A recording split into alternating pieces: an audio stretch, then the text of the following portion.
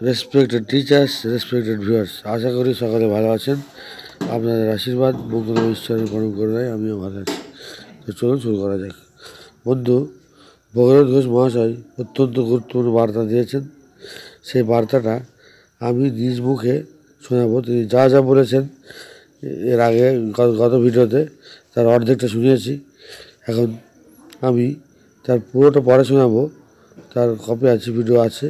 এখন আমি তার জিনিসটা তিনি কী বলতে যাচ্ছেন, কী সমস্যা, বাধাবিদ্ধ হবে কি না বা কবে হবে, সেই সব বিষয়ে বিস্তারিত আলোচনা করব। তার আগে আপনাদেরকে বলবো, বন্ধু মাইসেলফ ইদ্রিস আলী শেখ মরণাপন্ন একজন রোগী। আমার সম্বন্ধে কয়েকটি কথা বলে দিই, তারপরে ভগীরথ ঘোষের কথা বলবো। ধৈর্য ধরে সমস্ত ভিডিওটি কাটছাট না করে শুনবেন সম্পূর্ণটা, এবং বিভিন্ন হোয়াটসঅ্যাপ আর ফেসবুক গ্রুপে যেখানে যেখানে আপনারা যুক্ত আছেন দয়া করে অনুরোধ করছি সমস্ত গ্রুপে শেয়ার করবেন। বন্ধু মাইসেলফ ইদ্রিস আলী শেখ জীবন সংকটের মধ্যে রয়েছে, মানে চরম ঝুঁকির মধ্যে রয়েছে। এত অসুবিধা, এত সমস্যা যে বেঁচে থাকতে আর ভালো লাগছে না, মনে হচ্ছে আত্মহত্যা করে বেঁচে যায়। এরকম সমস্যা নিয়ে বাঁচা যায় না, মানে লাইফটাই হেরে হয়ে গেছে। আমার দু চোখের সমস্যা, দু চোখ 80% নষ্ট হয়ে গেছে, দু চোখ। আমার ব্রেন স্ট্রোক হয়েছে দুবার, আমার ডান সাইডে প্যারালাইজ, আমার মাথায় রক্ত জমাট হয়েছে, মাথায় অনেকটা পরিমাণ রক্ত জমাট হয়েছে, এবং ডান সাইডে প্যারালাইজ, বৃক্ষ, কিডনি, লিভার ফাংশন অর্ধেক, মানে 50% অসুবিধা রয়েছে। 50% অকেজো হয়ে গেছে। তো বন্ধুরা এরকম সমস্যা রয়েছে। পা দুটো ফুলছে। পা ফোলা মানে হয় কিডনি নাই লিভার খারাপ হয়েছে, মানে সমস্যার শেষ নেই বন্ধু। পুরো শরীরটা হচ্ছে রোগের ফ্যাক্টরি। তাই আপনাদের অনুরোধ করবো, এতগুলো রোগ দিয়ে বাঁচতে ইচ্ছা হচ্ছে না, মনে হচ্ছে যে কোনো সময় সুইসাইড যদি করে ফেলি তাহলে আমার সংসারটা বেঁচে যাবে। আমি তো বেঁচে গেলাম, আমি শেষ হয়ে গেলাম, আর আমার মা আর স্ত্রী আছে তারাও ধ্বংসের পরে চলে যাবে। তাই রিকোয়েস্ট করছি বন্ধুরা, আপনারা অবশ্যই আমাকে হেল্প করুন।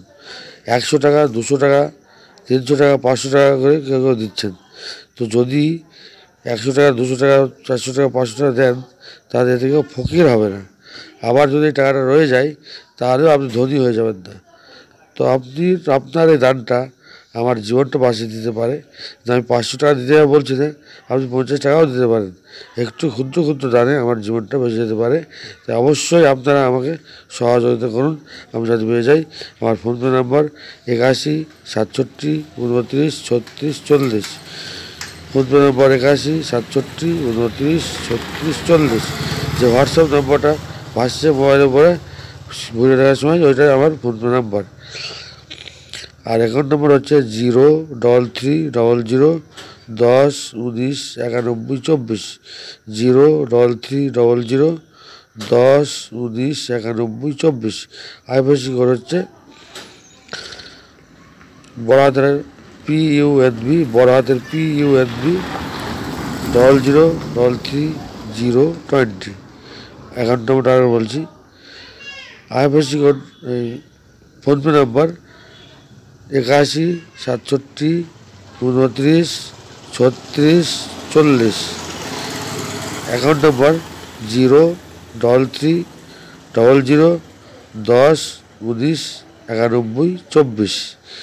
আর আইএফএসসি কোড বড় হাতের PUNB বড় হাতের, তারপর 0033 তো বন্ধুরা আপনারা অবশ্যই এই ভিডিওটা সমস্ত হোয়াটসঅ্যাপ আর ফেসবুক গ্রুপে যেখানে আপনারা যুক্ত আছেন অবশ্যই দয়া করে, কৃপা করে আপনারা শেয়ার করবেন। তো বন্ধুরা চলুন, আর ক্ষুদ্র দানে আপনার কিছুই যে আসবে না, কিন্তু আমি বেঁচে যাবো।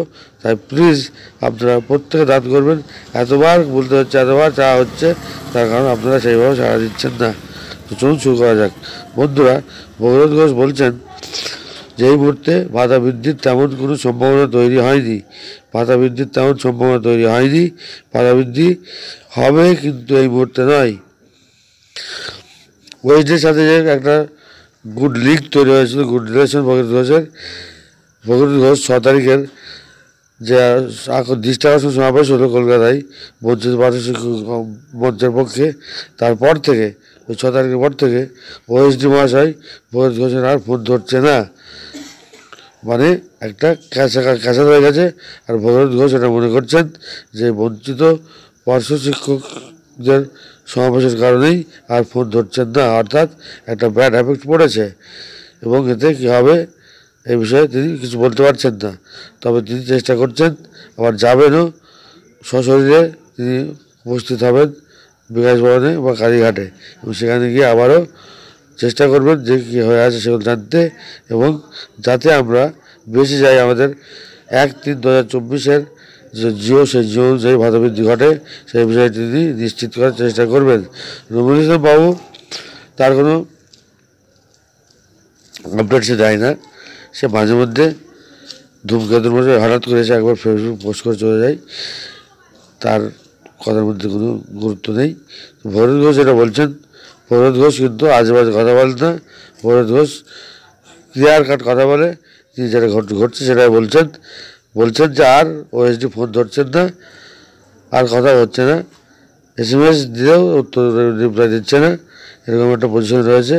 তবে আমি যেটা বলছি, ভাতা বৃদ্ধির জন্যে আমি দিশারি শেখ 2বার কালীঘাটে গিয়েছি, আর একবার বিকাশ ভবনে গিয়ে দায়পত্র দিয়ে এসেছি। এই রিসেন্টলি কয়েকদিন আগে, কেন 15 দিন পার হয়নি। তো আমার মাইসেল দিশারি শেখ, আমি সুস্থ হলেই আরও বেশি কার্য করবো, এবং পার্শ্ব শিক্ষকদের যাতে ভাতা বৃদ্ধি ঘটে, অর্থাৎ আমারও ভাতা বৃদ্ধি ঘটবে যদি হয়, তা আমি আপনার চেষ্টা করবো এবং হিরিয়ে দেবো। আমার কাউকে লাগবে না, আমি একা গিয়েই তোলপাড় করবো। সরকার দৃষ্টি আকর্ষণ করার জন্য যা প্রয়োজন সেটা আমি করবো, এতে কোনো ভুল নেই। তো বন্ধুরা, এই 2025 সালে ভাতা বৃদ্ধি করবোই, এরকমই একটা পথ করছি আমি। ভগীরথ ঘোষ, রবিউল ইসলাম, সেদিন পাইক বয় করে বাবুরা যেটা পারছেন সেটা করুন। স্বামী আক্তার বাবু, অলোক সরকার বাবু, সঞ্জয় বাবু, মনোরঞ্জন বাবুরা যা পারছেন করুন। আমি আমার মতো করে, আমি তো একটা 20 বছরের শিক্ষক, পার্শ্ব শিক্ষক, আমারও বুদ্ধি কটা কাছে নাই, আমার টেকনিক জানা আছে, কীভাবে ঘাড়ে ফেলতে হয় সেই ঘাড়ে ফেলে তাই বাজার করার চেষ্টা করবো। আপনারা সাথে থাকবেন, বুদ্ধি দিয়ে যুক্তি দিয়ে আপনাদের সাথে দিয়েই চেষ্টা চলবে। অবশ্যই আমরা 2025 সালে ভাতা বৃদ্ধি স্টাফ ভিত্তিক 1/3/2024 সিলেবাস অনুযায়ী করতে যাচ্ছি। ভালো থাকুন, সুস্থ থাকুন। ভিডিওটা ব্যাপক আরে সমস্ত ফেসবুক আর হোয়াটসঅ্যাপ গ্রুপ শেয়ার করুন। ধন্যবাদ।